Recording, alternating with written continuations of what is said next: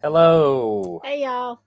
We hope we gather a little bit more with us as we go along. But tonight we are going to talk about traveling full time with dogs and cats.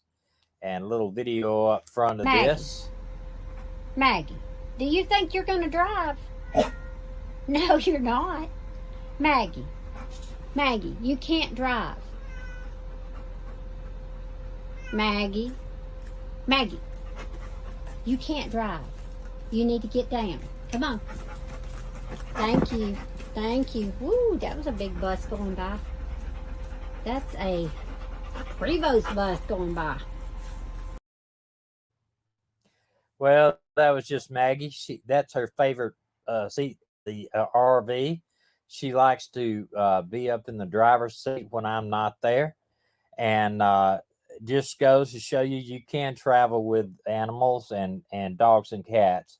One thing I want to talk to you about, if you are full time, or even if you have you're semi full time, you like to travel throughout the maybe for a month at a time, or even longer than that.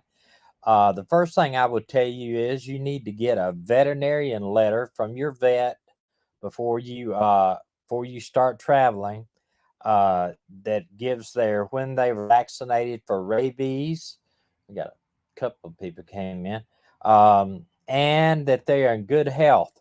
If you get if you get you a letter from them, but you may need it for certain national parks, and you may need it for some RV parks. May even require that. And they also, if you go out of the country, such as in Canada, you will need it. I can tell you that. That is one thing. If you're traveling with a pet, you'll need a cat or a dog. They need to have their rabies shots, and they need to have a good letter from your veterinarian saying that they're in good health. What if they've got a peacock? Well, we're talking about dogs and cats. I don't know about no peacocks. But if you're traveling with some other type of animal, you might check with where you're going and see if they allow them to be in the RV. You Or can't take your donkey with you. no, you can't take your donkey with you. You could probably Although I take a did. horse. Ha ha ha ha! You're so funny. No, well, wait a minute though. Still on that thought. What I did was I had them send it to my email, so I've got it on my phone. So when I take Maggie, I took her to a Pet Smart here the other day to get her toes ground down. Not her toes, her toenails. Wow. But anyway, got her toes nails ground down. They asked for her updated rabies shots, and all I had to do was just email it to them. So get them to email it to you. I see Well, you decide to come in. yeah, she came in through the hole in our in the door. Um, but you need to have that on file. I would get a hard copy of in a letter form, and Yeah. also if you want to put it on your phone, because sometimes just them showing your phone is good enough for for PetSmart. But otherwise, if you take them, say you take them to get boarded, you are going to have some type of sheet that says the rabies, when they were got the rabies shots, and that the doctor has looked at them to make sure they're in good health. They don't have kennel cough, or they don't have any type of other disease. That's just good to have it in hard form as a paper wise, and then maybe have it on your phone. So, but that's the first thing they'll ask you if you got to board your dog, and you might have to do that if it's an emergency. You could have to board your dog. Say if you had you broke your leg and you had to go in the hospital, and whatever, you may have to fly back home for an emergency in your family, and you need to board your dogs wherever you're at. And I know we were in Walt Disney World, and we decided to leave the dogs one day in a doggy daycare because we knew we were going to be at Disney World all day. So rather than have them come back half a day in the middle of the day, let them out of the RV to go to the bathroom and that sort of thing, we put them in a doggy daycare, and they required a copy of their rabies vaccination and a copy of their letter saying they were in good health. So It's just, and that ought to be just something. Um, I mean, you got to do that. I know, You got to but do yeah, I that. was also thinking you also need to be aware that we've seen people traveling with 5 or 6 dogs or 5 or 6 cats or whatever. Right. Some places you're not going to be able to get into if you have more than 2 animals. Yeah. We've Or been asked, and we've been asked. we've Yeah. told them we've got a cat and 2 dogs, and usually they're okay with it. They've never said, y'all can't stay here because of the Right. cat Yeah, or I the didn't think dogs. about that. That is true. A lot of places have a limit Yeah, of dogs and or a limit of animals. And it doesn't matter if they're inside only animals like cats. I don't know if it would matter if you had 5 cats inside, but there's they also asked. there's an RV channel. I don't remember right now who it is of it. They travel with a cat and a dog and a couple of rabbits. So that's regardless. I don't know if you give a rabbit a rabies shot or Yeah, not, I'm but sure you could I'm sure do that something. something. There's You no. probably a pet I possum. would call what? You probably wouldn't your pet possum. I don't have a pet Well, possum. I'm just saying, if you had a pet Oh, possum, I don't. possums don't carry rabies, right? No, they're very very rare. I guess they would. But anyway, we're talking about dogs and cats. Uh, I'm sorry. and while I'm on that, I had this in a different location, but on my notes, but uh, there are certain type of dogs that you can't bring into certain parks. If you have a pet bull, a lot of parks will ban your dogs from bringing in the pet bull, or if your dog has got some pet in it, like a pet cross, they won't. So you need to. And I'm not saying to lie to get into a park or get into an RV park, but if my dog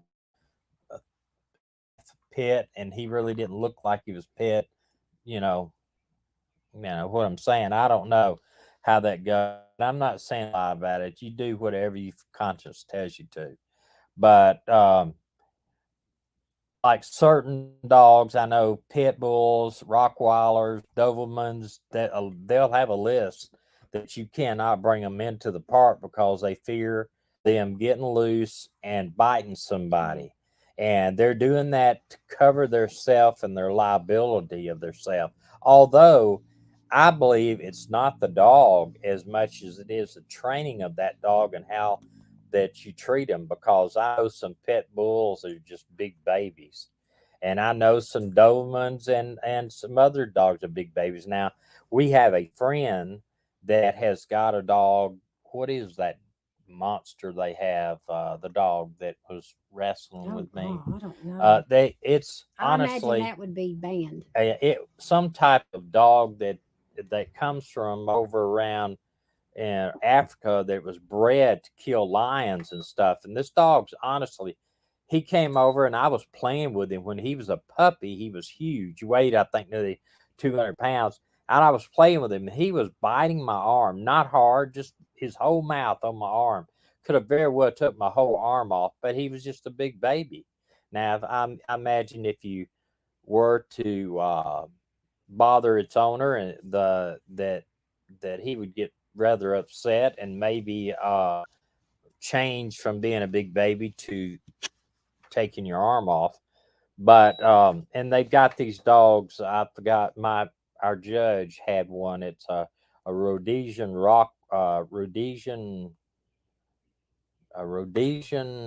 not Rockwallow, it's a Rhodesian something, but they actually, the way you can tell them is the hair down the middle of their back looks like it's going backwards, and they're really Luna super, said super, some super won't even let mean. German shepherds in there. Yeah, German Shepherd is another dog that they fear because, and I think the reason why they fear him is a lack of understanding. I mean, I've been around, I think it's like I said, you can train any type of dog to be mean. Any type of dog you Some can of them train to little be dogs are mean. really bad. Yeah. Uh, Another thing you need to be careful about is your dog going to bark at every little thing going by your RV? The way our last lab and Gracie, when Gracie was small and we had our last lab Daisy, we when she traveled with us, we would just pull all the blinds down, and we do that pretty much now with Maggie too. Pull all the blinds down, turn the air conditioner on, and where it's on high, and turn on our machine or the TV that has some noise in here, and pretty much they stay pretty silent. We ask the neighbors a lot, "Have you heard our dogs?" And we've never had any of the Usually neighbors they say say they didn't no. even know They we didn't had know we had dogs. dogs. They're pretty quiet now. As you know, from some of our live streams, that sometimes we have the windows open now. I mean, as far as open, they're up where you can see out the front and the sides. And if Maggie sees a deer across the street where she has, or she sees something in the yard, Turkeys. that turkeys in the yard she doesn't like, you'll hear her bark or growl. Or when this homeowner lets us stay here, Joe, he comes home. Maggie's like that. Maggie loves Joe to death. So Maggie wants to go over there. She's tails wagging, and she wants him to come to the window to pet her. But if you have the windows down, hey, they're gonna bark. That stuff, they're gonna bark. That when you put a dog inside an RV or inside a closed area, that is their domain. They consider it theirs. But you need to be aware that may be something you need to deal with. And also, they make a little thing where you can hang it up in here. If the dog barks, it emits a sound. We can't hear it, but it's just a ultrasonic sound that it kind of gets the dog's attention to, hey, I need to stop barking. It's a Rhodesian Ridgeback, Right. and Rhodesian Ridgeback. Luna wants to know, how does Moses do with traveling? Tell her about. She Well, probably hasn't heard this. So Moses was an outside inside dog.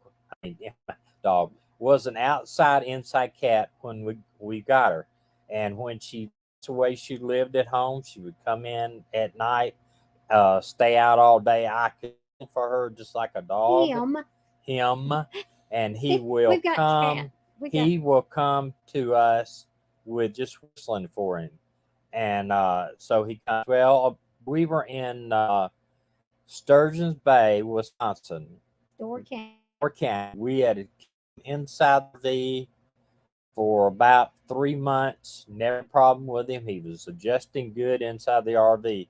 Well, we opened the door a little too much, wasn't paying attention where he was, and boom, he went out. That was right And before we were leaving. right, and he slid up under the RV and would not come out for nothing. We would get him within a trying to catch him, couldn't do it. Finally went under a couple other RVs, and I had to move my RV because I had another RV coming in, and they needed my spot. So I moved the RV down to a certain spot down the road, and Meddena actually did catch him, put him in the car, took him down to us, and we put him in the RV. Well, I was upset because Took us he an hour and a took an half. hour and a half. So finally, when we got down to Joe's, where we are now, um, he actually escaped the first thing when we got here. So I told Dina, I said, I'm not chasing that cat. If he comes back, he comes back. I'm not going to worry about him. We're at Joe, it, there's a road out here about 60 feet, but he stays away from it. So now he basically goes out in the first thing in the morning, stays out as long as he wants to, and then he comes back in. Now, a little thing was, and I'll show you real quick of this. I showed this last time. On our last week, we did a live stream also on Wednesday. He started doing a trick. Watch this.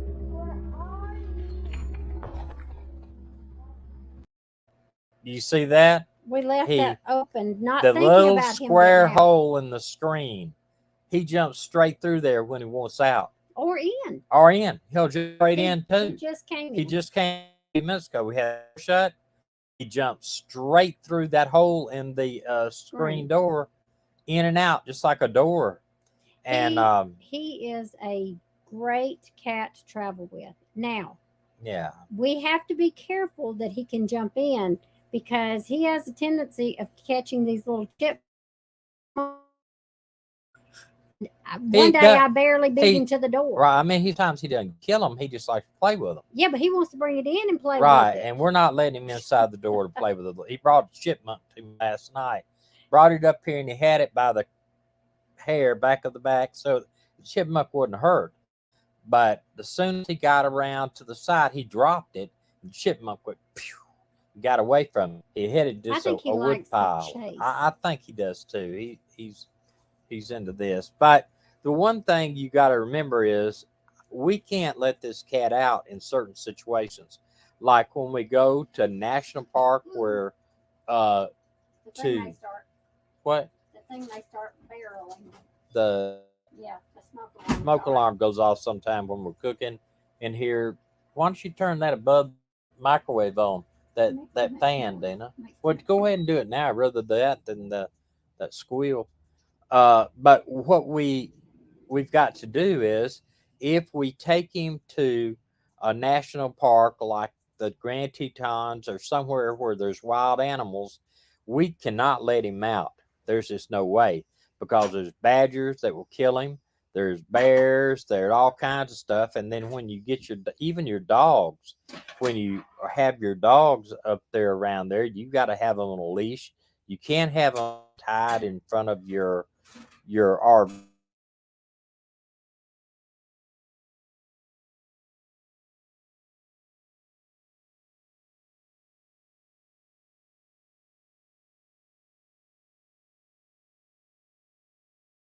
Will clear itself up. We've had rainy conditions all day today, and still I'm not in a great place for this Starlink. I've got some blockage, some trees right ahead of me. But we've got to watch national parks and stuff. And just like I was watching the news tonight, there's a big bear been seen in a area about, I guess, 10 to 15 miles north of here, where we're last night. It traveled 13 miles from where it was roaming around houses to Heartland over there, just some places we had been. Okay. Luna wants to know, when the RV's moving, does it scare him? Yes. Yes, and I'm gonna tell you what he does. He goes up underneath the couch we're sitting on. When we are moving, or he hears us put up the jacks and he's in, we get him in here. He goes underneath this thing and stays behind this and sleeps the whole time. Until he we doesn't get even to the try. And we're at our other location, and he hears us slides go out and stuff. If it's a place where I feel comfortable about him getting out, we'll just allow him to get out. But now we were in Red Bay, and we were at a place that had a whole lot of RVs just like ours. The same color, and we were in a kind, gravel lot, and he stayed underneath our RV all the time. I would go outside and he'd be underneath the RV. And if he climbs up into the engine, around the engine, or around places on top of the tires and stuff. He let him out. He'd go right up on our scene. In fact, our neighbor said, "Is that your black cat underneath your RV?" And I told him yes. And he said, "Well, that cat stays there. I've seen him sit out there 4 or 5 hours, just right up underneath the RV." I said, "Yeah, he's kind of mouse. He's a mouse."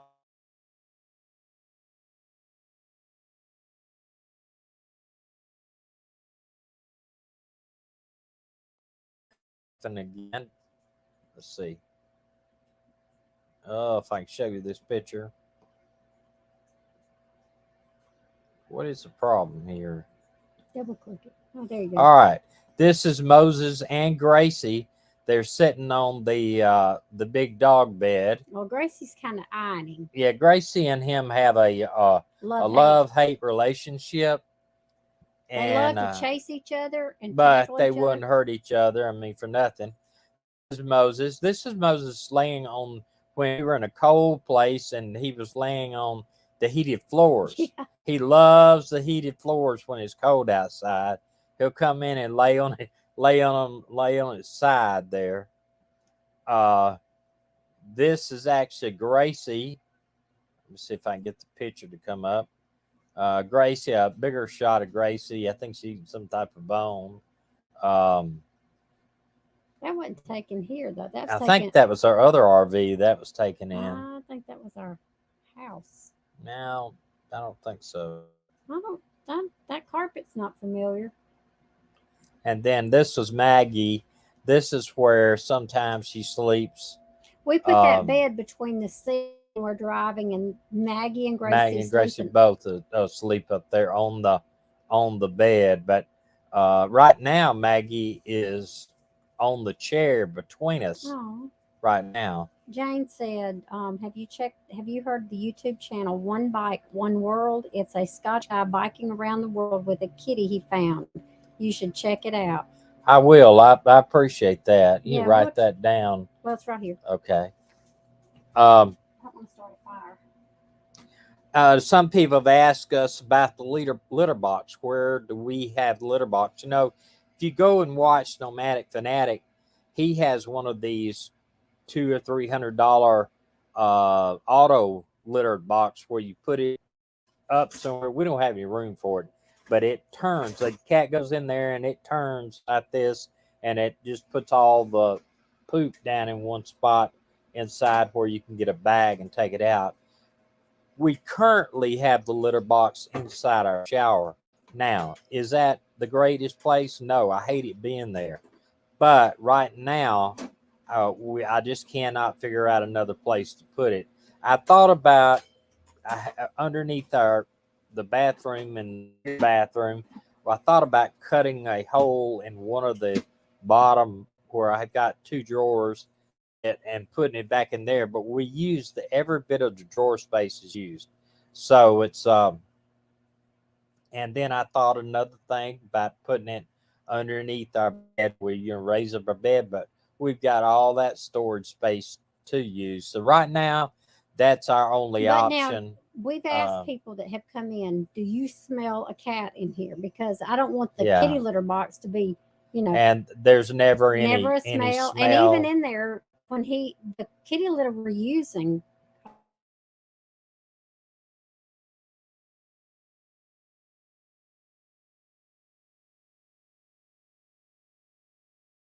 And some.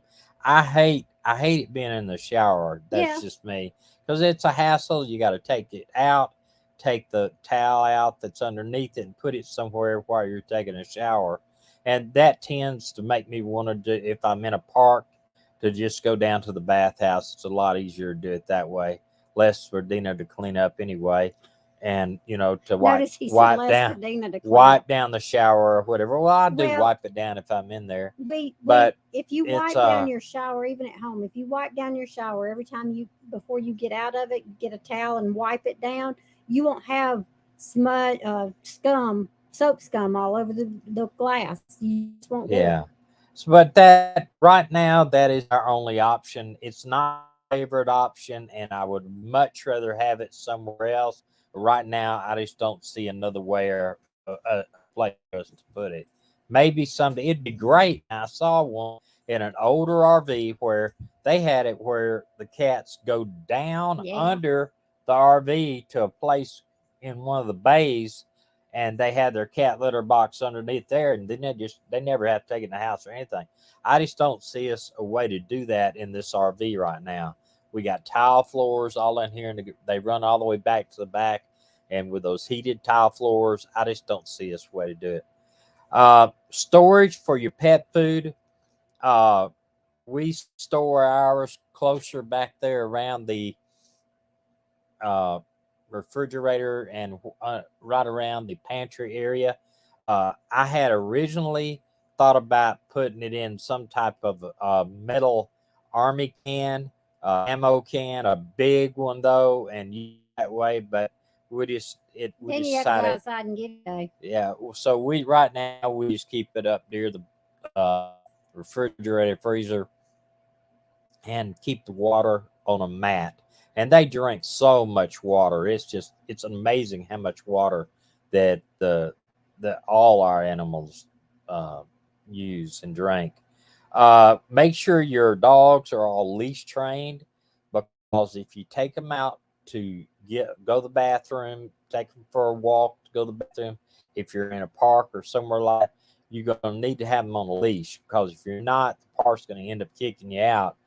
And don't matter how good they're trained and all that, if they see something like a deer or a small pet, they're going to take after them. They're going to take off after them. Give you a break. Okay, so when we look at a park, we look at it using Google Earth, and we try to pick out a spot that backs up to some woods or an open field or something like that, because you know how labs are, they love to run.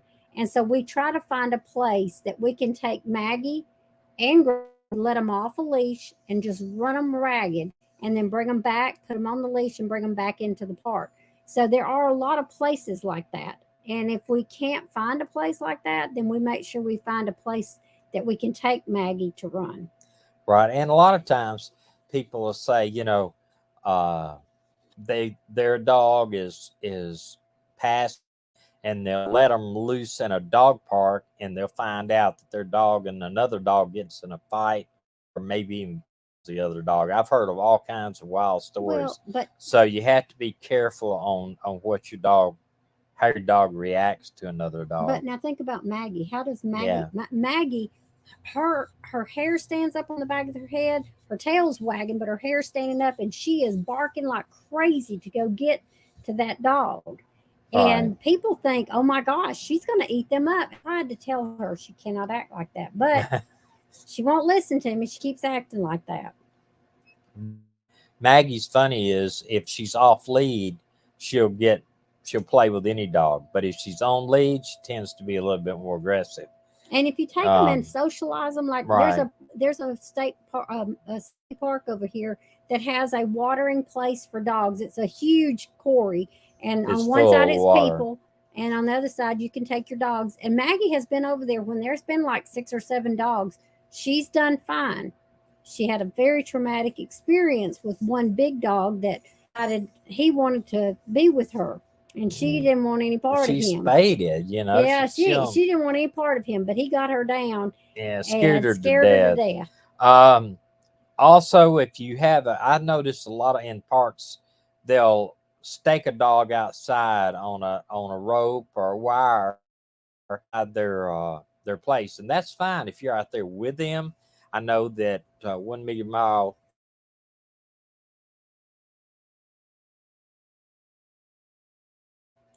they'll stake Charlie outside while they're outside, or they may be right inside cooking, but Charlie doesn't go anywhere. He primarily stays underneath their camper. But just make sure that if you're got a pet staked out, that you're with the camper or outside with the camper. You don't need to stake him out and then leave and go off somewhere and be gone for a couple hours. Oh, she got a teacup. She got a new puppy. Lisa did, a teacup Chihuahua. Wow. Y'all, I'm sorry I keep getting up and down. I'm making, believe it or not, I'm making cauliflower potato salad. So you use cauliflower instead of potatoes. Because we're off of our juice fast and we're on our keto. So we're trying it. So we're trying. Also. Oh, yeah. Roy and Becky said they use training collars when they're not on a leash.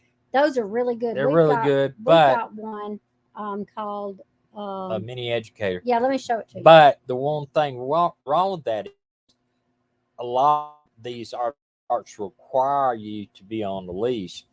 If you're Lord, she's going somewhere. They require you to be on a leash. Whoops. But this right there is the controller. This is one of the best. And this goes around their neck. But now you see these prongs, they only basically the black button just vibrates them.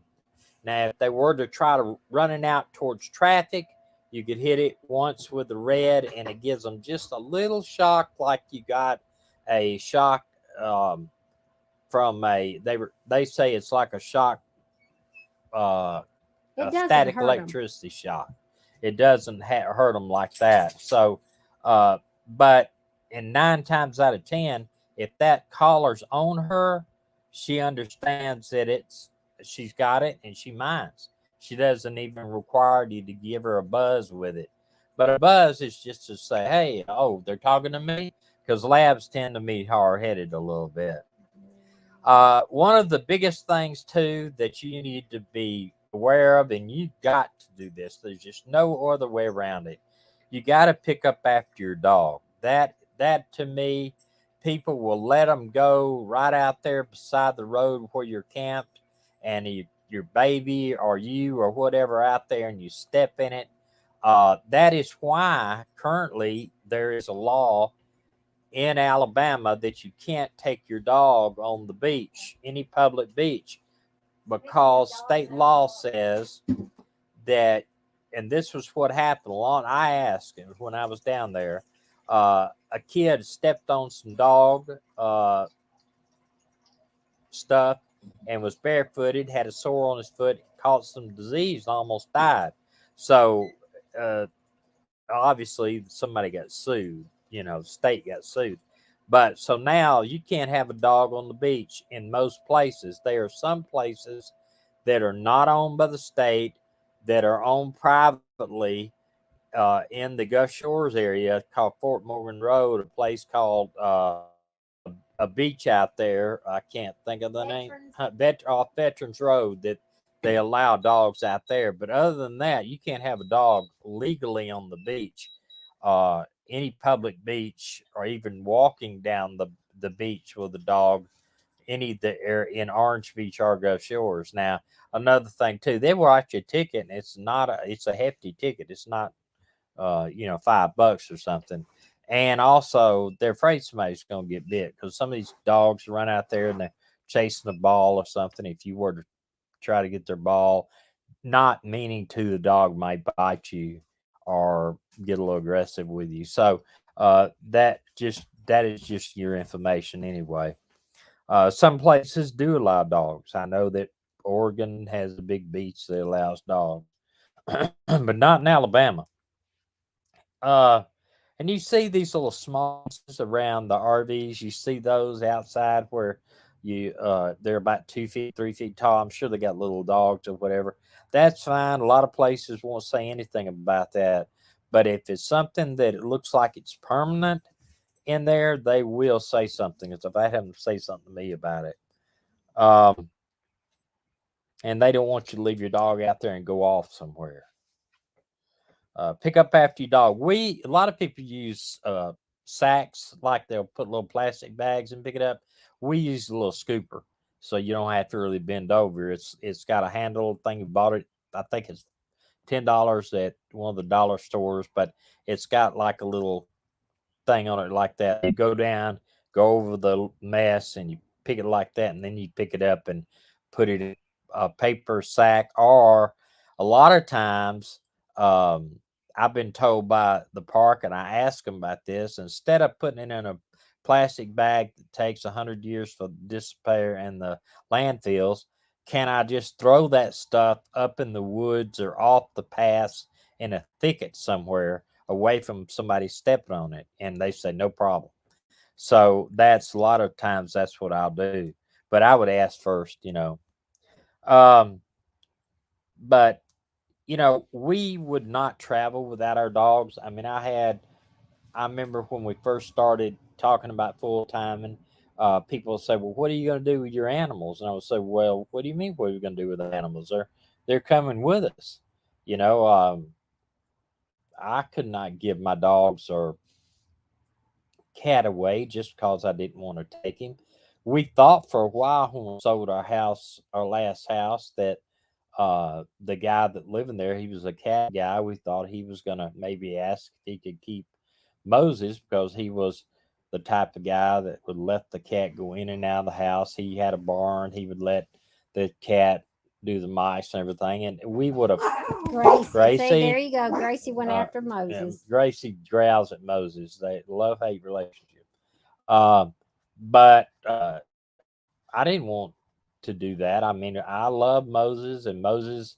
It's funny. We have him. We put him in at night. He'd rather be outside at night, but I don't want to take that chance of something getting him. So I leave him in at night. And sometimes if we're in the RV, like here, especially, the we'll have the windows open at night because it's like in the 60s or 50s.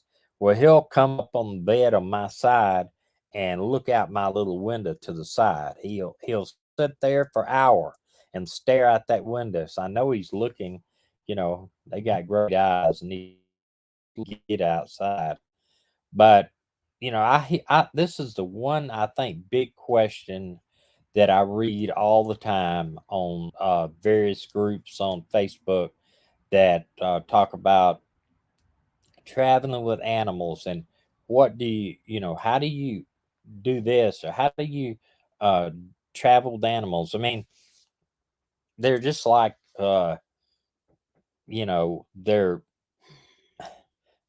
they are a responsibility that you're going to have to take. I mean, you're going to have to make sure they're fed and watered, and always make sure they have clean water. That's ours drink an enormous amount of water. But and make sure you have their health certificates like we talked about, and make sure that you're in compliance. Now, we did stop at an RV park in Baldwin County. We were going to stay down there a month or two, and talking to the people when we checked in, I asked them if they had a problem with our cat going outside, as long as it just kind of, we talked to the neighbors, and if they said okay, and it would just go underneath the RV. They said absolutely not. We see that cat outside, and we'll call an animal control. And they were just jerks about it. And in fact, it was an escapee park, and that I was going to, and a club park, and they were just absolutely jerks. And so I got a hold of the actual owner of the park. This is somebody that worked for them. And they said, no, no, no, no, we're not going to do that. And I don't know what their problem was and all this.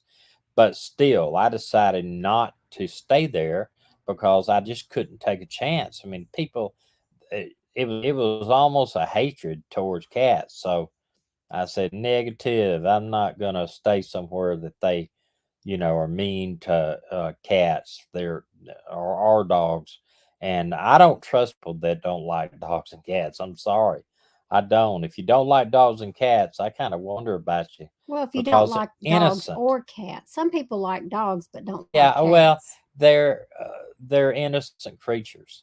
I mean, they depend on us to take care of them, and So, do you think that we'll see our dogs and cats in heaven? I do. Do I'm that way, but Do y'all think that? I just have a question. Do you believe that dogs and cats and animals go to heaven? Put an answer in there, then I'm gonna tell you something I think. oh, Roy, you said you're stayed back in Arizona while Becky's traveling back to Indiana, uh, boarding them. No way we would board them somewhere. And I'm real. I tell you what, when we board our animals, we've only done it a couple of times, and I hated it. But I'm the type of person, I want to get the suite. I want it not to be a cage.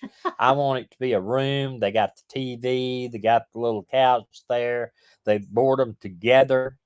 Two dogs together, Not the and cat. the cat in there with them. But the two dogs, I mean, we can leave the cat in here if we had to go somewhere. We could leave the cat in the RV with food and a litter box, and pretty much he could stay on his own for probably 3 or 4 days.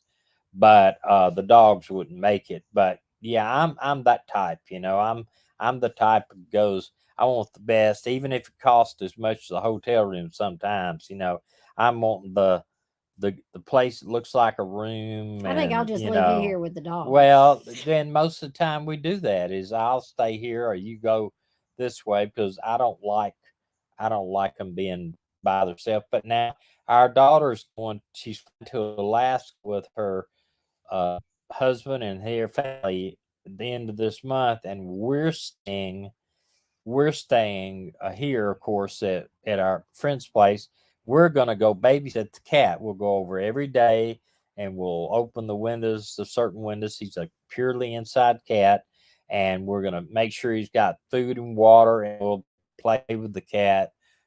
She's gave us pretty strict instructions for us what to do. So we're going to take care of the cat and make sure He's a happy camper. Okay, so in my opinion, I've always heard that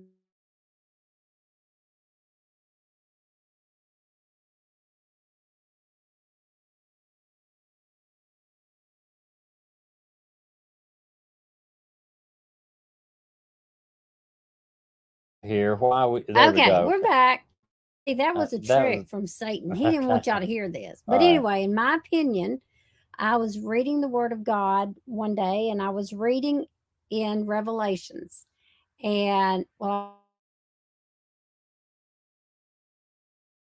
Revelations, Jesus said he's coming back on a white horse. And there are several horses that come out of heaven before them, but he's coming back on a white horse. Now, do y'all really think there are only horses up there? I mean, no, Yeah. listen, they can't just be horses.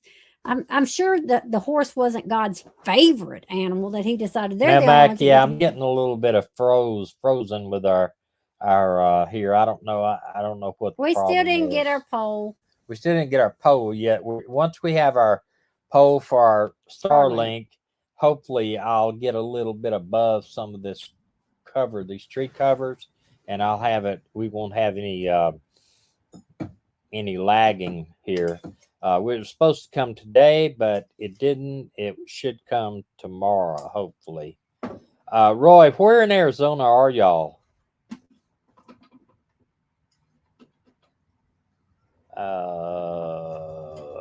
I think he's going to be right back. He had to let one of his animals out to go to the bathroom.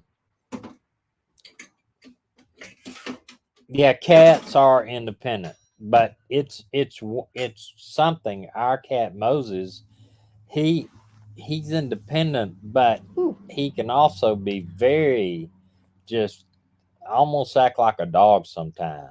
That cauliflower is good. We'll go outside to take the dogs out. We got a big 2 or 3 acre field out here, and when I'm way down in the field and the cat sees me in the field, he runs out there to me. He'll run out there where we are.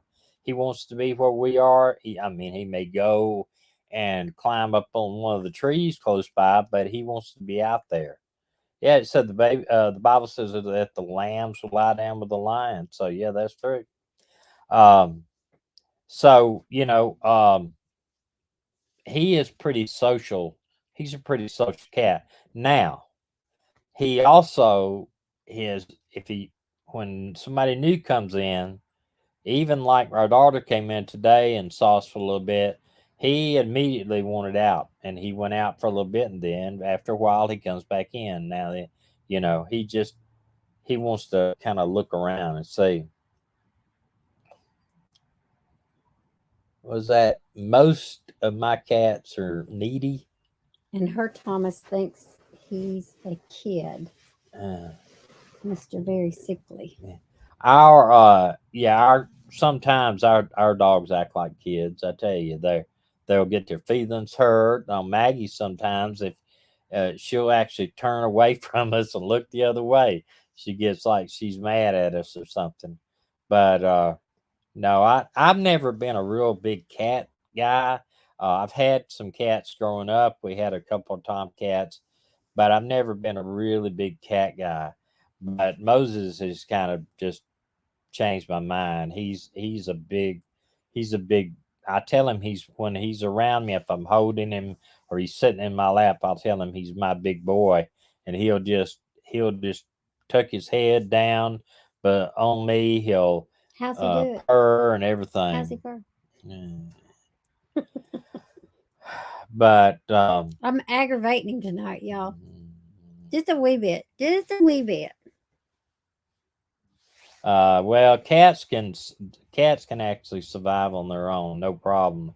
They eat all kinds of stuff. I know Moses used to eat Ugh. all kinds of stuff. He We'd eats find a squirrels tail of too. a squirrel or the tail of a chipmunk or something like that in He the was yard. he's a Ugh. hunter. We used to call him a serial killer because he'd bring stuff up to the house and stuff that he's killed. But Yeah, one he's been a time little bit more gentle with them now. when a cat brings something to the house that he's killed and he shows it to you, he wants you to know he's helping bring food into the family. And one day I woke up and if I hadn't known, if he hadn't been sitting there to display his kill, I would have thought somebody was trying to send us a message because there were 4 rats, not mice. These things were about this long, big fat rats. 4 of them lined up at the door. I mean, in a straight line. I don't even know how he did it. He was standing right there and like, yeah, he was like, look, check it out. So I called Tommy over. I said, come here, you need to see this. Moses thinks you're hungry.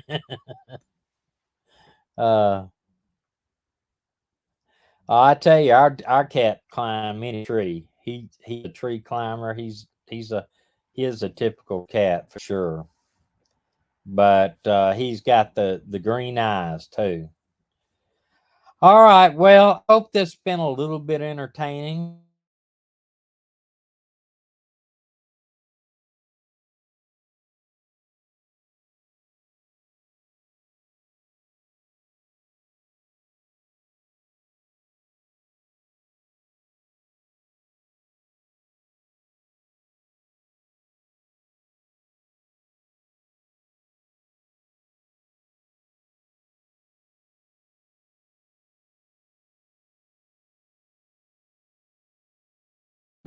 Okay, we're buffing. I don't know what the problem is.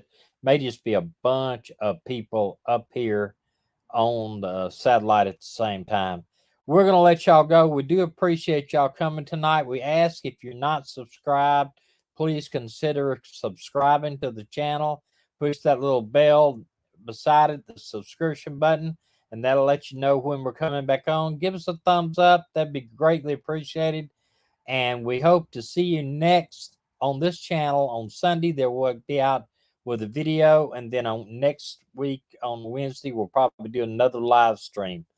We're going to try to do one on Wednesday unless it's just not prepared to do it. So and Tuesday we'll be doing the missing live stream. And this morning I got up before I did my Bible study time. I looked to see the people that were missing. And I showed Tommy, I wrote down the names of probably 20 girls and boys, most of them girls, 12 to 15 years old, that are missing all over the country: Colorado, Tennessee, New York, California, Texas, Montana, North Dakota. It was crazy. Okay, well, we'll be back on Tuesday with that. So y'all take care. Have you a great weekend, and we will be back out with a video on Sunday. And go check out Roy and Becky's website and their YouTube. They do a YouTube every single day. I just can't. Oh man, that'd be a little tough for me. But they're really entertaining. So check them out. And if, like I said, if you hadn't subscribed, we'd appreciate it if you would subscribe. We hope y'all have a great weekend and take care. And God bless y'all. And we love you. We'll see you next time. Bye. Hope to see you.